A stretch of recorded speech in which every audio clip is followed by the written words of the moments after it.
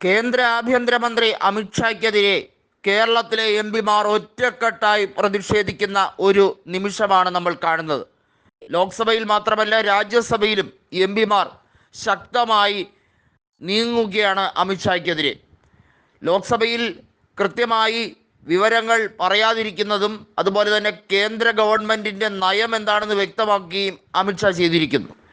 ഒരു രീതിയിലും കേന്ദ്ര ഗവൺമെൻറ് കേരളത്തെ സഹായിക്കില്ല എന്ന് വരുത്താൻ വേണ്ടിയുള്ള മുൻകൂർ ജാമ്യമായാണ് നേരത്തെ മുന്നറിയിപ്പ് നൽകി എന്നുള്ള രീതിയിൽ അമിത്ഷാ പറഞ്ഞ് പ്രഖ്യാപിച്ചിരിക്കുന്നത്.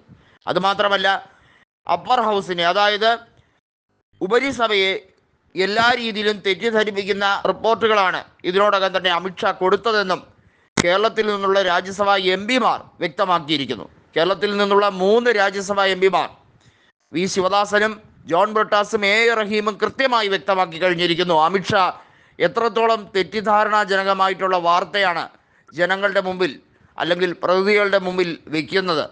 ഇത് രാജ്യത്തിൻ്റെ കെട്ടുറപ്പിനെ തന്നെ ബാധിക്കുന്ന രീതിയാണ്. വയനാട് എന്ന പ്രദേശം പ്രതിപക്ഷ നേതാവിൻ്റെ മണ്ഡലമായിരുന്നതുകൊണ്ട് കേന്ദ്രം കാണിക്കുന്ന അവഗണനയാണ് ഇവിടെ കാണുന്നത്. അതുമാത്രമല്ല, ഈ അവഗണനയെ ഒരിക്കലും ഞങ്ങൾക്ക് അനുകൂലിക്കാൻ കഴിയില്ല. അതുമാത്രമല്ല, പ്രധാനമന്ത്രി നരേന്ദ്രമോദിക്കും അമിത്ഷായ്ക്കും ഈ കാര്യത്തിൽ വലിയ രീതിയിലുള്ള താല്പര്യക്കുറവുണ്ട് എന്നുള്ളത് വ്യക്തമാക്കുകയാണ്. ഒരു രീതിയിലും ധനസഹായം അവിടെ എത്തരുത് എന്ന വൈരാഗ്യ ബുദ്ധിയോടുകൂടിയാണ് കേന്ദ്രം ഈ കാര്യത്തിൽ സമീപനമെടുക്കുന്നത്. ഈ സമീപനത്തെക്കുറിച്ച് പറയുമ്പോൾ കൃത്യമായും BJPയുടെ അജണ്ടയാണ് മനസ്സിലാകുന്നത്. വരാനിരിക്കുന്ന ലോക്സഭാ ഉപതെരഞ്ഞെടുപ്പിൽ വയനാട്ടിൽ നിന്ന് BJPക്ക് ഒന്നും കിട്ടില്ല എന്ന് മനസ്സിലാക്കുമ്പോൾ അവിടേക്ക് എന്തിന് സഹായം എന്ന രീതിയാണ് ഇവിടെ അവലംബിക്കുന്നത്. തൃശ്ശൂർ ലോക്സഭാ മണ്ഡലത്തിൽ BJP ജയിക്കാൻ കാണിച്ച ഉത്സാഹം എന്നത് കോടികളാണ് അവിടേക്ക് ഒഴുകിയെത്തിയത്, അതായത് തെരഞ്ഞെടുപ്പ് ഫണ്ടിലേക്ക്.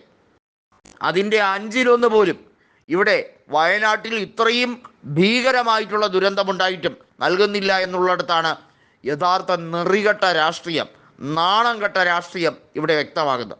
BJP മാത്രമാണ് ഇവിടെ രാഷ്ട്രീയം കാണുന്നതെന്നുള്ളത് വ്യക്തമാണ്, പകൽ പോലെ വ്യക്തമാണ്.